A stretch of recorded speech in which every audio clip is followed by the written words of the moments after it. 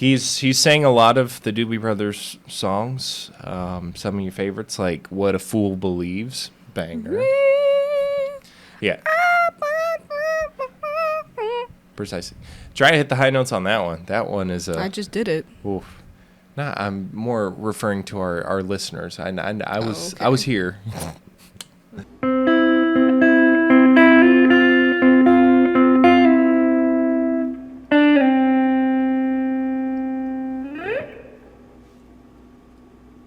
Hey, howdy, hey, good morning, good afternoon, good evening. Welcome to Mike's Monday Jams, the official podcast for music appreciators everywhere. Today we're going to be talking about the song I Gotta Try by the artist Michael McDonald.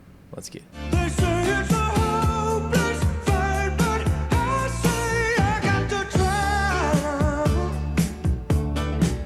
Oh, I got to try, baby. Well, we've got the Monday Jam for Monday, June 10th, 2024.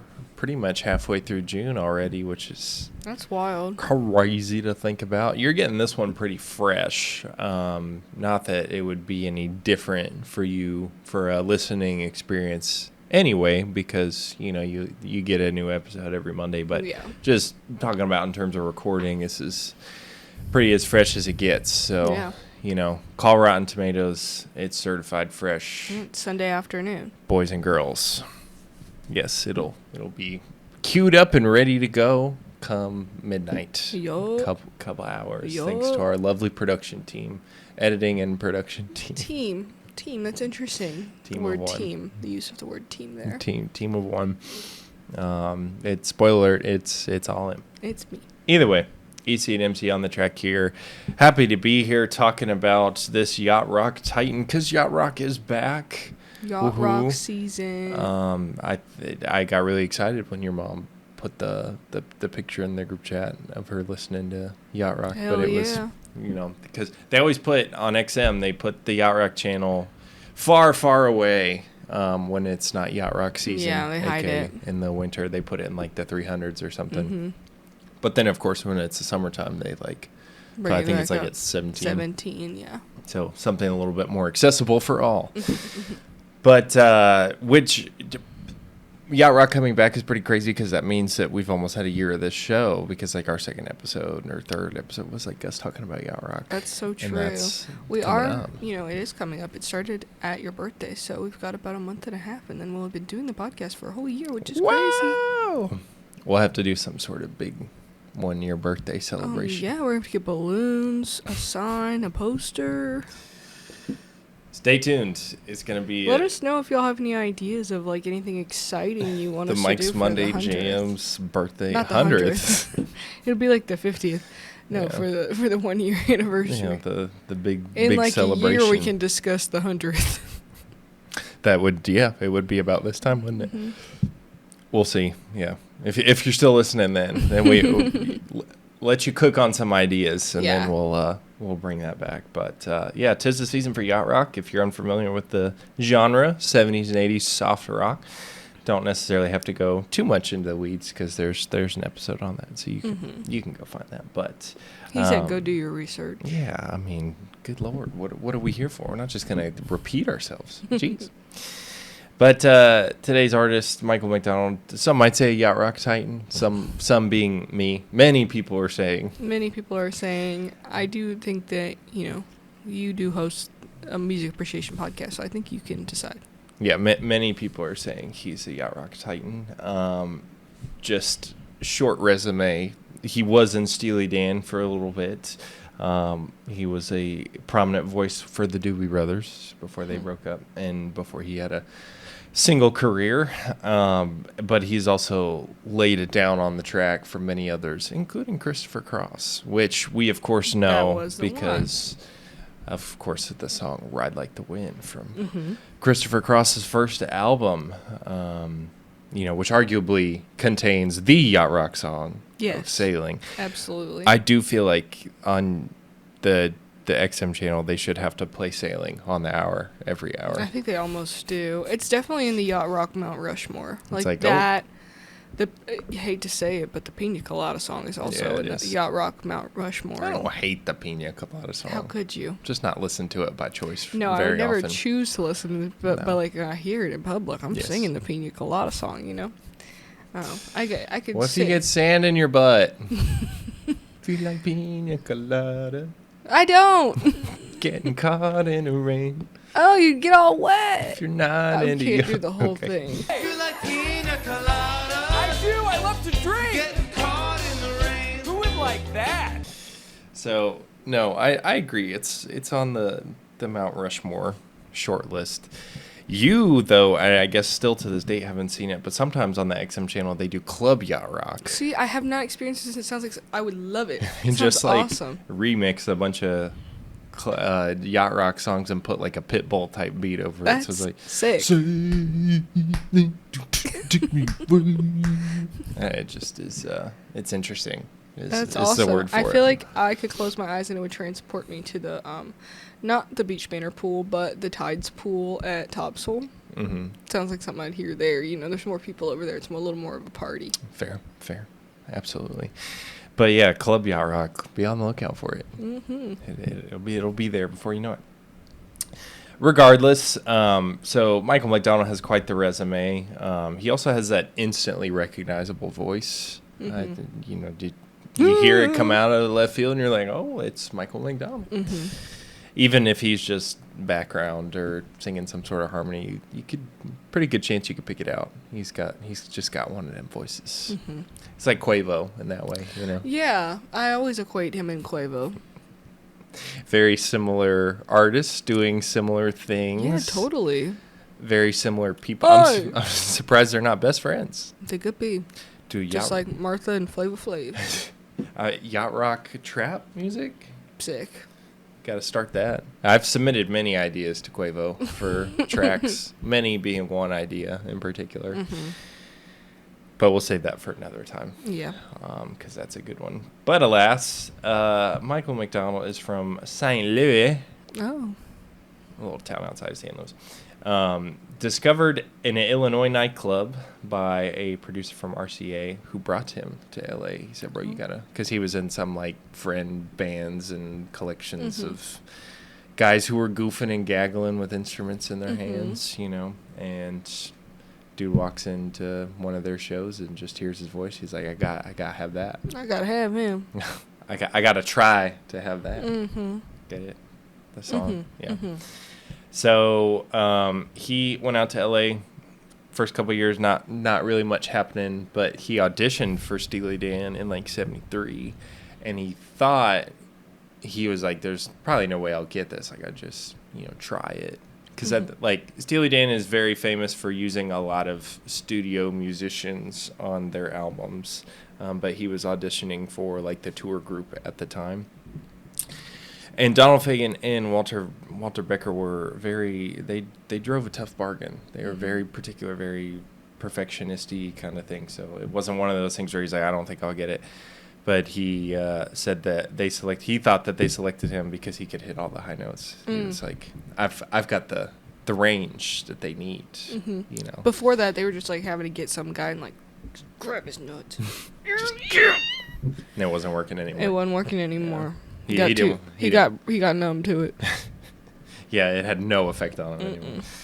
So he did the Steely Dan thing for a little bit. Was on their touring group, but then after he spent the time on the touring group, he would still come in the studio because they had released like 7 or 8 albums over their career or whatever. So he'd come back and do some studio work for them, and he's featured in pretty much all of their albums. Not all of them, but a lot of them, doing background vocals and keyboards and stuff like that. So that's pretty cool. And in their 2006 tour, Steely Dan, they brought Michael McDonald on the road with them as a part of the band. But then he did double duty every night. He was opening, and then he would come back out. He was with Steely tired. Dan. I'm saying He's that's put in gotta that be work. that's gotta be a long night. Yeah. It's almost like, artists, it seems like, don't like to play, a couple shows in a row for that reason, because they get tired, depending on how big the show is and resources and whatnot. But, like, I just, from him, like, I would have, if that, I knew I was taking up on that, like, I'd be like, we listen, no many nights in a row. Just, I got to have a I'm gonna break. be pooped. I got to have a break. Mm-hmm. And I'm also like, then you can't really enjoy, like, where you are either, because you just can be so tired. Got to do Unless, the whole night. maybe he's like the Energizer Bunny or something, Just keep on going. Mm-hmm. Keep on trucking on. Very true, but I thought that was interesting. And then the Doobie Brothers, he was recruited in 1975 when Tom Johnson, who's the singer for the other singer for the Doobie Brothers, one of, also looks a lot like Nick Offerman, by the way. Oh. Like, he looks like a kind of, now like a old man Nick Offerman, but, and maybe like a Walmart Nick Offerman, but he does. Oh, wow. See? Pretty He good. Pretty really- uncanny, right? that's Duke Silver right there. Wow. Duke Silver, a part of the Doobie Brothers for sure. So he got sick, and so they needed somebody to replace him on the upcoming tour. So they called Michael McDonald, and he happily accepted. Pretty much became a permanent presence. After that. The Doobie Brothers broke up in like 82, but then obviously they got back together and have done some tours and whatnot. He's sang a lot of the Doobie Brothers songs. Some of your favorites, like What a Fool Believes, banger. Yeah. Precisely. Try to hit the high notes on that one. That one is a... I just did it. Oof. Nah, I'm more referring to our listeners. I was okay. I was here. I caught that on the audio track. All right. But no, if people always want to talk about Freddie Mercury with the range, okay, how about we put Michael McDonald in that conversation? All right, go listen to What a Fool Believes, and which fun fact, What a Fool Believes was like the 3rd ever Monday Jam, or 6th ever Monday Jam. So wow. when it was just throwing it up on the story. Mm-hmm. What a Fool Believes was like And number 6. how far you've come. I know, pretty crazy. Here we are talking about Michael McDonald. But then others, like he's saying, Take It to the Streets, Taking It to the Streets. It Keeps You Running. It's a good one. That one's in Forrest Gump. Mm-hmm. So you gotta love that. Minute by Minute, among many others. So he was cranking some bangers. For the Doobie Brothers and for others. What a Fool Believes was actually co-wrote by Kenny Loggins. Oh. Mr. You know the job. one. Yeah. Mr. Top Gun himself. Mm-hmm. And Kenny Loggins also co-wrote today's Monday Jam. Oh. I Gotta Try. So they were some good buddies. Cute. Kenny Loggins and Michael McDonald. So that's fun. But yeah, Michael McDonald's involvement with the Doobie Brothers has been pretty sporadic since they split. When I saw the Doobie Brothers, Michael McDonald was not with them, and I was It's like, unfortunate. "Dang." It was unfortunate, but one of the loudest concerts I had ever been to, surprisingly. That is weird. Like, I remember walking away and being like, "Wow!" Like, I had the fuzzy loud thing. I was That like, is so "Whoa." strange. Yeah, it was a double bill of the Doobie Brothers and Journey, and by the time Journey got out there, I was like, I can't even hear the. Can't even hear Filipino Journey. Fake Steve Perry. I can't even hear Journapino. Yeah, so I did. Shockingly, I know, because they have like 2 drummers and a bunch of people with amplifiers, and That's a lot. so they're a whole band of brothers, if you will. Mm-hmm. So no, I just remember that specifically about that show. It was one of the loudest concerts. So I've been to. interesting. It was good, but it was loud. So some more Yacht Rock Titans with the Doobie Brothers for sure. Michael McDonald is in this upcoming tour with them this summer. That's like their 50th anniversary or something that they're celebrating. So he is out on the road with them this summer. So catch him at a local venue near you. I don't think you'll be disappointed, but maybe bring some earplugs. Apparently. Might be really loud. Such as the Hartford Healthcare Amphitheater. The HHC? Yeah, in Bridgeport, Connecticut. Yes. And among many other venues across the nation. Contact your local ticket provider for more details. Thank you, Live Nation, for sponsoring this segment. Use code Mike's Monday Jams with SeatGeek to get 10% off. Just kidding. Just- to get that one like service fee waived. That like Yep. one like $2 per. It's Yep. not gonna help you much, but it's something. So you're welcome. Honestly, of all, I watch a lot of podcasts, listen to a lot of podcasts. No other podcast I am a fan of does a SeatGeek sponsorship make sense? But honestly, if we were to get It makes popular, it would perfect make sense. lots of sense for SeatGeek to sponsor us. Because we talk about music and we're literally advertising what they want people to go buy. Yes. So if anybody knows anybody corporate for For SeatGeek. in sponsorships or Yeah. outreach, we're here. We're here. But Dubes break up 1982. Michael McDonald goes solo. He has a couple of albums. None are as good as this first one that he did. And that first album is titled If That's What It Takes. It had 3 singles. It had this. It has I Keep Forgetting in parentheses Every Time You're Near. That's probably the one you know. Maybe you don't know it by name, but if you threw it on, you'd be like, okay, forget, not in love anymore. Oh, wow, babe. So it's that one. And then Playing by the Rules were the 3 singles from If That's What It Takes. But of course, today we're talking about I Gotta Try. But the album and Michael McDonald in general, he has a particular style that has been named Blue-Eyed Soul. Oh. You know what Blue-Eyed Soul is? White people soul music. Correct. Yeah. Ding, ding, ding, ding. That is literally the nomer for the genre. It's just soul for white people. So Is that all of Yacht Rock? this also I do Yacht wanna, Rock is definitely hardcore white people music. for sure. I mean, Steely Dan, for crying out loud, jeez. But this is something I don't think I've ever brought to your attention before, and Oh. now is a perfect time as any. There are some I think there's a small crossover of older prime country songs and yacht rock. Absolutely. To me, there are a couple of prime country-ish songs yeah, that like make me that- feel yacht rock. Yeah. Well, So- first off, people who like country music love to go to the beach. Yes. Let's just those get that out there. There's a big overlap Then also, there. there's a lot of influences on both the genres from Southern rock. So Yes. But all we throw all on similar. Southern Nights a lot. I'm like, that feels very yacht rocky to me. absolutely. So, and some of that Keith Whitley stuff. Oh yeah. I don't. It all feels a little yacht rocky to me. Yeah. Just with twang. Yeah. Maybe not yacht rock, but pontoon rock. All right. Definitely that. All right, there it is.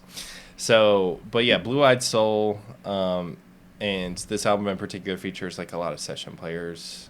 So a lot of overlap with some folks who were on Steely Dan records too. So, I guess when you're in the studio spending a lot of time in the studio with them, then you kind of get to know people and Hey man, make wanna some come down and connections. work with me? Exactly, and they were Walter Becker and Donald Fagen. Donald Fagen in particular, they were very big on making people do a lot of takes too. We talked about that in another episode, I think. Mhm. So I'm sure there was plenty of downtime for, Michael McDonald to make some friends and write some other I'm stuff. not gonna do this to you guys. I'll be a little nicer to y'all if you want to come down and hang out with me. Let you have some more creative freedom. Come over here, man. So that's this album, but again, Michael McDonald at the time was also writing helping co-write a bunch of other stuff for other folks as well, and so that kind of Busy dude. perpetuated his solo career as well. Namely, "I'll Wait" by Van Halen from their smash hit 1984 album. That was co-wrote by Michael McDonald among others. He has 5 Grammys, and he got inducted into the Rock Hall of Fame in Cleveland. All roads to Cleveland, and this with the Doobies in 2020. So wow. he's a member of the Rock Hall, which is cool. Which I don't know how much is you don't know what how much is that much of a flex anymore. Honestly, no. I don't know. So, but it just feels like eventually they're gonna get to everybody. I promise you, within the next 5 years, they'll be like, nominee Billie Eilish. We will rue that day. 100%. We will rue it. Period. It will happen. So we'll see. But no, it does feel like it's like a. If you're not in, it's like a. What are you doing? Who'd you piss off? Yeah, For real. Because, I mean, it took Rush so many years. Mm-hmm. It took Rush, like, I don't know, what, they got inducted, like, 2013 or something? Like, it took them so long Mm-hmm. to get inducted. But I don't know. It is a popularity contest for sure. Weird for sure. You make a great point. So the song, I Gotta Try, again, co-wrote with Mr. Kenny Loggins, Mr. Top Gun. Kenny Loggins also recorded it on one of his albums. Oh. Obviously, we know which one we listen to more, so but go ahead and settle that debate if it wasn't clear there. But and the world, I guess, not just Mike's Monday Jams, but I can't imagine it being done by any other guy. Though No. this feels pretty distinctly Michael McDonald Mhm. with the voice and the instrumentation, but. Lots of optimism in this song. Like, if you read a lyric sheet, got a lot of, like, some people, just a lot of people hating. You know, some people say the end is near, you know, just, what do you call it, fear-mongering? Yeah. A lot of fear-mongering, and then Michael McDonald's like, I don't give a rat's butt. I gotta try. So, I love the optimism there. Yeah. Turn it around. Make it your own. We talk a lot about self-authorship. Yeah. An internal locus of control on this Oh show. wow, All you're really right. getting into it. So that this song definitely takes that perspective. So that's appreciated. Something musically of note for the song, especially in the chorus. I like how he like takes the lower harmony. Like, because you're expecting, like, the melody to go, some people, like, you're expecting him to go up, but he's like, like, he goes Oh. harmony down. Uh-huh. So that's a little detail, and usually the lead singer doesn't No. do that, and so I think it provides, like, a nice little thing for your ear to pay attention to, I Yeah. suppose. It grabs your attention there. So you don't hear that much at all. No. Very catchy melody. As most yacht rock, it's very Yeah. bouncy, except for like the sad ones. You know, make you want to put on like a white suit with the turtleneck. Look like some of the Lonely Island members. Uh-huh. You know, very sob rocky. Mm-hmm. Of So, course. gotta love that. There's a key change in this one too before the fade out. You gotta love that. Gotta love a key change. I wonder how many times. A couple things with key changes. I wonder how many times key changes are just thrown in to like make a song longer. You know, just be like, this one. I'm not gonna wasn't- write more words, but we could change the Yeah, key it of it. wasn't long enough. So let's change the key, It's fine. I like it. which is fine. Yes. But we've already talked about another thing with this key change in particular. We've talked about Michael McDonald's range, it being very superb. It's just the truth. Bro be hitting the notes. The key change, it goes up a key, and he's singing higher. You're like, whoa! Like, Hey. you've already been hitting some notes, and then he's like, he just takes it even further in the key change. So it's quite impressive, and something you should definitely pay attention to when it gets to the key change. And then, of course, the song fades out. But I posed the question to you of fade outs. Like, how long do you think people keep playing? Is like if the engineer's already like, yo, Oh. it's already done, and then that's provided that they're recording it live with everybody playing the instruments at the same time, and they're just like chilling, and then like all of a sudden the producer engineer's like, Well, no, I think that it's like, okay, at this point, this is where the fade out is gonna start. You're gonna play 16 more bars. then do you think they just stop? Yeah. Just Yeah.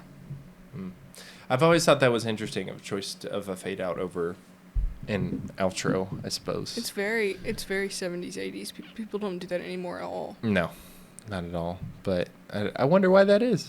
Growing up, I thought if you went to a concert and the song had a fade out, that they would do it live.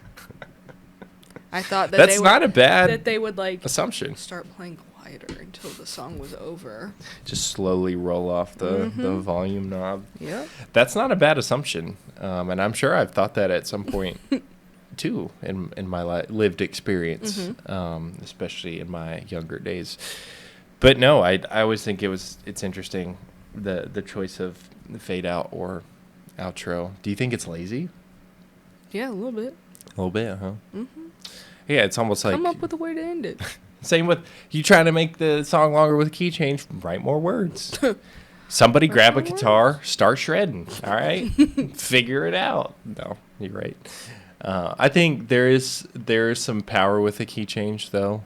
Only in America, Brooks and Dunn comes to mind. I mean, I'm pro key change. Yes, there is some power. Sometimes it does feel like it is fodder for extending what is there. I don't know if I care. I don't either. I'm just more so like, because a re-emphasis is great. It's like you get the same thing, but a little bit different. Yeah. Especially if the chorus is like awesome. Yeah. You get to do it again, but sometimes with a little bit more power because A little bit more sass. Yeah. Usually the key change is up. So A little bit more tood. I wonder what is the percentage of key changes for up or down. How does that distribution fall? Because I bet it's more for up. I don't know if I've ever heard a key change that goes down. Now I'm determined to find one, but I can't think happens. of off the cuff. But I mean, yeah, I would imagine it's probably like 95-5, if that, 90-10 in favor of up. Yeah, I don't. The only thing I would think is like songs that like not the type of key change that we're talking about. Like songs that like change the key as part of the song and it goes back to the other one. That's the only thing I would think. Fair. We'll have to do some more research on that and get back to you because that's kind of a fascinating topic, if I must say so.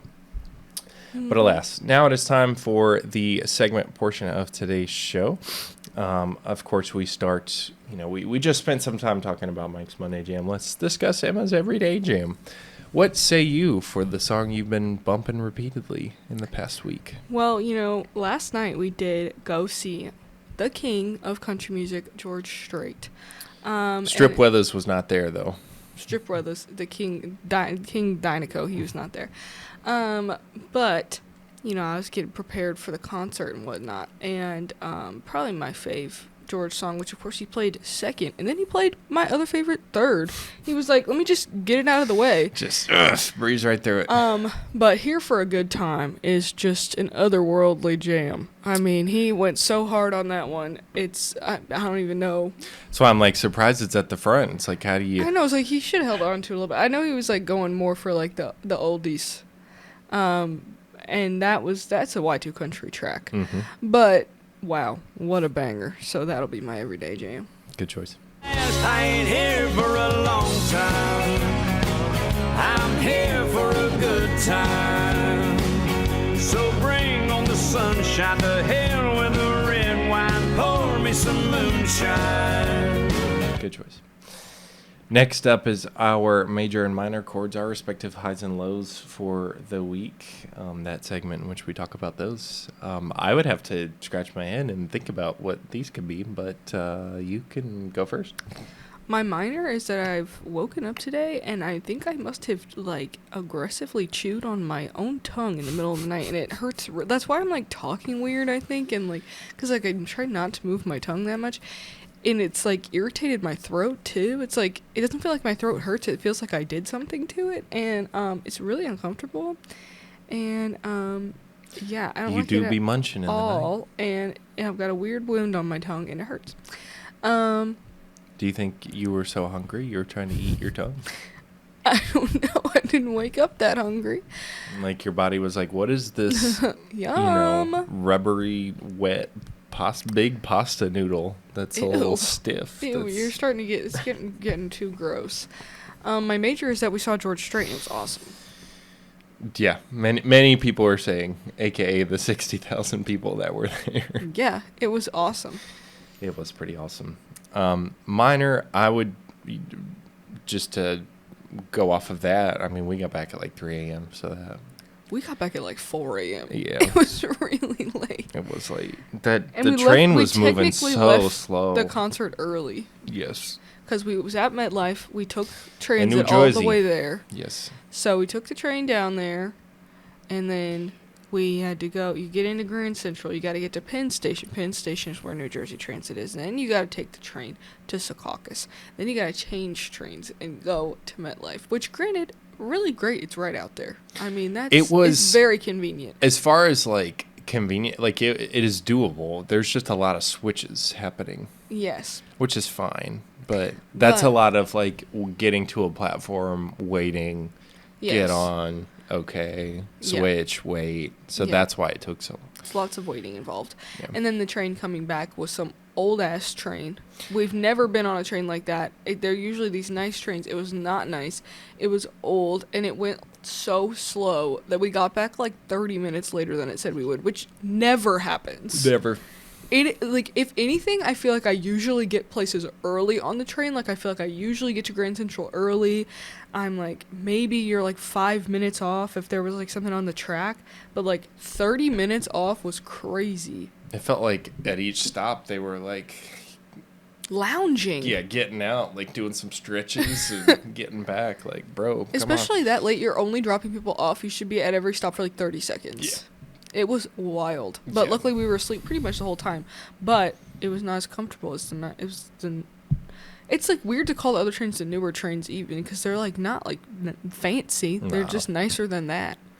It was was weird. It was pretty crazy. So The vibes were off. Say And that was- oh my god, the conductor was screaming into the microphone every time he made an announcement of what was coming next. Screaming. And Mike's like, "Oh, it's so he can wake people up." I don't care. It's your own fault if you miss your stop. Everyone Yeah. else doesn't need to be But then screamed at. if people miss their stop, he's got to deal with it. Like He if has they to tell fall them asleep, he has to tell them to get off the train in New Haven. That's what he has to do. He's gonna have to do that anyways. He's gonna have to walk through the train and tell everybody to get off. If they miss their stop, he doesn't have to take them back to Bridgeport. fair, Time for them to get an Uber. It is not. I don't have to be screamed at. fair. No, literally, he was like, Set an alarm. you'd just be chilling there, and then it'd be like, Stamford, Stamford. This is the stop for Stamford. Watch your feet. It was really far I was away like, whoa. from the platform. Gosh. All of a sudden, you're in La La Land, la la, La la la. sleeping, and then just boom. It was the vibes were off. That's for Yeah. sure. Yeah, major. That was a fun day yesterday. Mm-hmm. Had ourselves a time, so for sure, good show. For an old guy, he's like Ronnie in that way. Ronnie Dunn, the He voice sounded untouched. awesome, and he was spry, and he was Mm-hmm. having a great time. Yeah, as far as like voice preservation goes, look to Ronnie Dunn and George Strait. They've got it going on. Mm-hmm. So good stuff. I thought it was really fun. We were at the merch stand too, and she's like, "You give me every koozie you have." Well, it was a little big town Stapleton, and then George Strait, and like while I was most excited for George, I was like, I'll get all their koozies. I was like, give them over. I literally told the woman, I said, give me every koozie you I have. felt very Ron Swanson. What I worry is you heard me say, I want a lot of koozies. Give me every koozie. Wait. I worry what you just heard was, give me a lot of bacon and eggs. What I said was, give me all the bacon and eggs you have. So that was funny. Last but not least are our honorable mentions for the week, aka the songs that almost made the cut but follow a similar theme or vibe or something. First being one of my favorite yacht rock groups and songs. This is going to be Biggest Part of Me by the group Ambrosia. It's a banger. Got a feeling that forever we're gonna stay together. For me, there's nothing better. You're the biggest part of me. You know what ambrosia is? Yeah, it's like that nasty. So there's two things Ambrosia is. It's like the nasty Jello thing, right? Yeah, like savory Jello. Jello. And then Ambrosia is technically like the food of the gods. It's also savory Jello. So I assume they took the latter route than savory know. Jello. Let's hope. But that's a really good song. Second up, another track that Michael McDonald blessed. Go listen to Yamo Be There by James Ingram. It's a good one.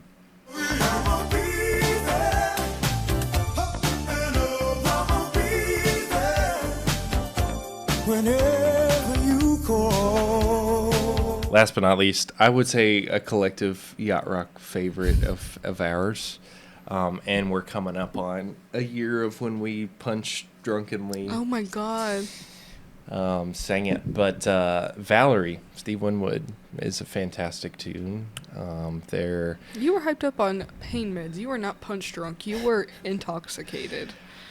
Alas, it was like 4 a.m. and what other song to have in your head while you're waiting to get your appendix out in the hospital but Valerie by Steve Winwood. So fantastic tune.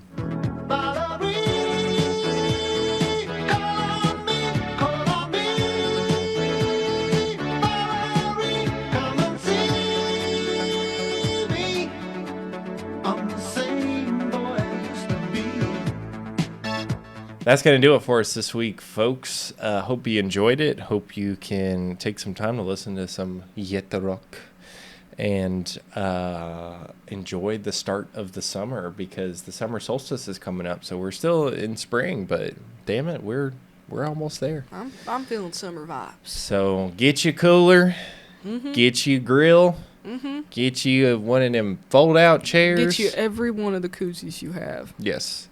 And enjoy the summer. Sit by somebody's pool. Go to a beach. Grill a hot dog. Eat a hot dog. Eat a hot dog. Digest that hot dog. And be a hot dog. And be a hot dog. We'll see you next week. Bye.